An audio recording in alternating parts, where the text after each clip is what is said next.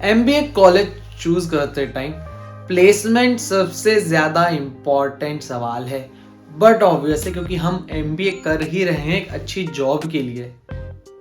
तो सवाल आता है, अगर सेंट्रलाइज्ड प्लेसमेंट हो तो क्या किया जाए।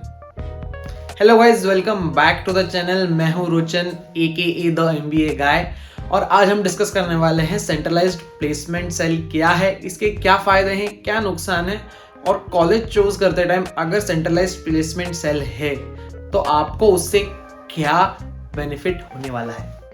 चाहे प्रेस्टिजियस प्राइवेट कॉलेज हो या फिर IIMs जैसे government college, centralised placement cell काफी सारे कॉलेजेस का एक इम्पॉर्टेंट पार्ट है।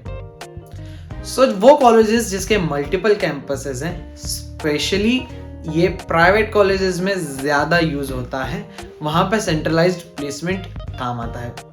फॉर एग्जांपल, अगर किसी कॉलेज के 4 कैंपसेस हैं, लेट्स से दिल्ली, बेंगलोर, मुंबई और चेन्नई, इन चारों कैंपसेस में आने वाले रिक्रूटर्स ऑप्ट करते हैं सेंट्रलाइज्ड प्लेसमेंट के लिए। तो चारों कैंपसेस के स्टूडेंट किसी एक कैंपस में आने वाली कंपनी में भी अप्लाई कर सकते हैं।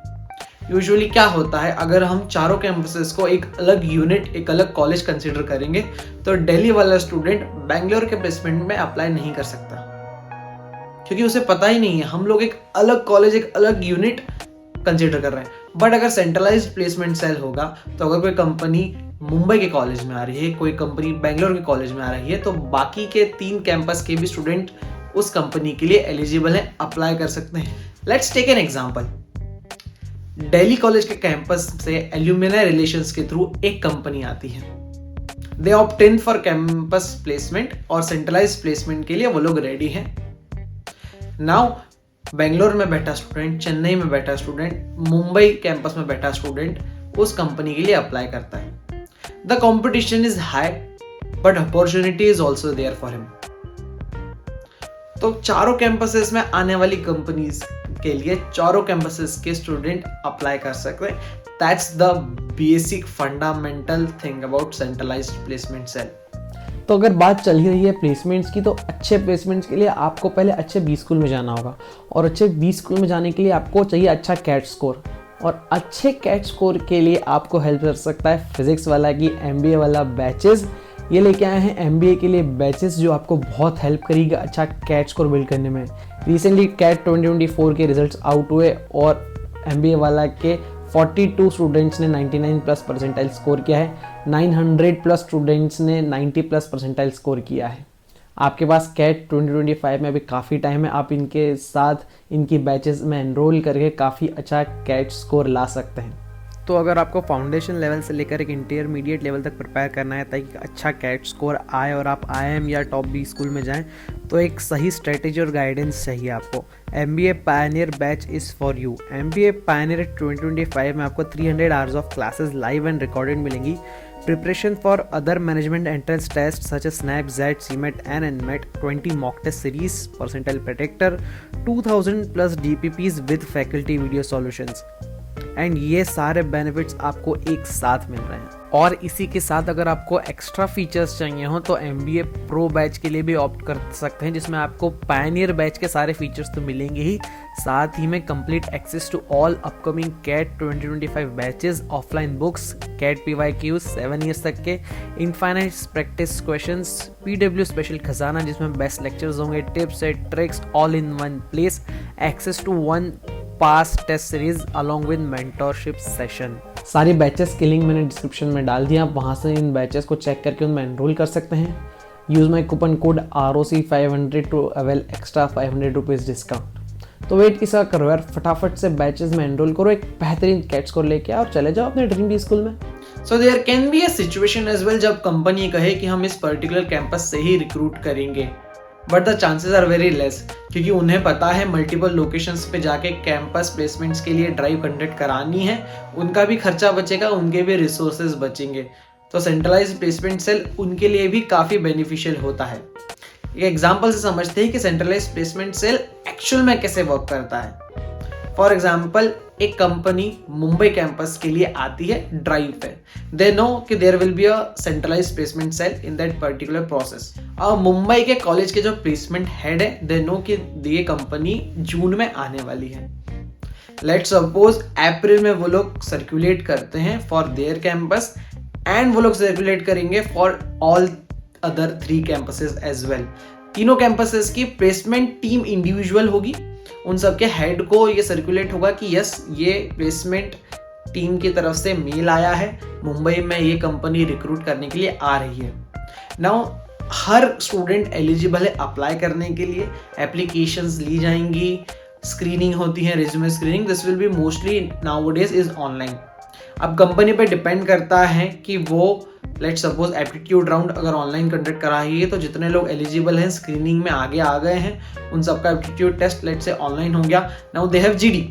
अब कंपनी पे डिपेंड करेगा कि वो जीडी मुंबई कैंपस में लेना चाहते हैं या वो ऑनलाइन लेना चाहते हैं, this depends on the company. और उसके बाद का प्रोसेस पूरा कंडक्ट कराते हैं। उनका बेस लेट से उनकी कंपनी जो विजिट करने आ रही है अगर तो मुंबई आएगी, मुंबई में ही इंटरव्यूज हैं तो वहीं इंटरव्यूज होंगे। अब it's a complete online process तो डजेंट मैटर, मुंबई कैंपस के भी स्टूडेंट्स ऑनलाइन ही रिक्रूटमेंट एग्जाम देंगे और चेन्नई, दिल्ली, बेंगलोर या कहीं और कैंपस के भी, और इस तरीके से ये प्रोसेस पूरी कंप्लीट होगी। So let's talk about the advantages of centralised placement cell. सबसे बड़ा प्लेसमेंट सेल का एडवांटेज ये है बेटर अपॉर्चुनिटीज़। फॉर एग्जांपल एक स्टैंड अलोन कॉलेज में अगर 100 कंपनीज आ रही है तो उतनी ही opportunity, but centralised placement cell में 100 से ज़्यादा 150, 200 even more than that companies आती हैं तो बेटर अपॉर्चुनिटीज मिलती है स्टूडेंट को। Another advantage is streamlined process. ये स्टूडेंट के साथ साथ कंपनीज के लिए भी अच्छा रहता है, एक स्ट्रीमलाइंड प्रोसेस रहती है जिसके थ्रू कंपनीज को प्लेसमेंट प्रोसेस कंडक्ट करानी रहती है और स्टूडेंट को भी वो प्रोसेस पता है, काफ़ी अच्छे से वो प्रोसेस मैनेज होती है। तो इतनी सारी कंपनीज में एप्लीकेशन के लिए उस प्रोसेस से जाने के लिए एक स्ट्रीमलाइंड प्रोसेस बन जाती है और वो काफ़ी अच्छे से कंडक्ट होती है, which is an efficient way for conducting good placement season. Third advantage है better network and alumni relations. Student के लिए और कॉलेजेस के लिए एल्यूमिनीज बहुत इंपॉर्टेंट रोल प्ले करते हैं और उनके थ्रू काफ़ी बार कंपनीज आती है जिनसे स्टूडेंट्स को और कॉलेजेस को बहुत फ़ायदा होता है। Students can meet their alumni, industrialist, entrepreneurs जिनसे उनका नेटवर्क बहुत स्ट्रांग होता है। Speaking of the disadvantages of centralised placement cell, सबसे बड़ा डिसएडवांटेज सेंट्रलाइज्ड प्लेसमेंट सेल का है कंपटीशन। इनिशियली आपका कंपटीशन किसी प्रोफाइल पे सिर्फ 100 बच्चों से, बट सेंट्रलाइज्ड प्लेसमेंट सेल हो गया तो लेट्स बी अगर 4 कैंपस है तो 400 स्टूडेंट्स और मोर। सो सबसे बड़ा डिसएडवांटेज यही है कि आपकी फाइट अब सिर्फ उस स्टैंड अलोन कॉलेज से नहीं बल्कि 4 कैंपसेस से हैं और sometimes opportunities will be same. हो सकता है 4 कैंडिडेट्स के लिए एक कैंपस में आई हैं या 4 ही कैंडिडेट्स के लिए वो चारों कैंपस के थ्रू सर्च करने वाले हैं। सो इन दैट केस एक बहुत बड़ा डिसएडवांटेज है स्टूडेंट्स के लिए।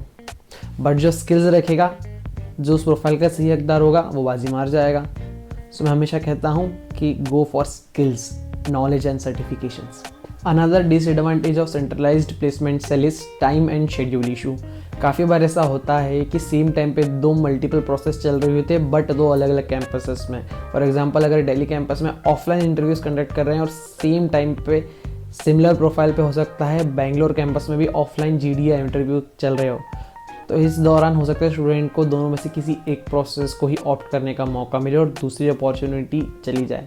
या फिर सेंट्रलाइज्ड प्लेसमेंट सेल के दौरान फिर प्लेसमेंट टीम ट्राई करती है कि ऐसी सिचुएशन ना हो या फिर रिक्वेस्ट रेज करती है अगर हो भी रही है तो किसी एक कंपनी से कि आप शेड्यूल थोड़ा सा चेंज कर पाए, which is next to impossible for a company to do that.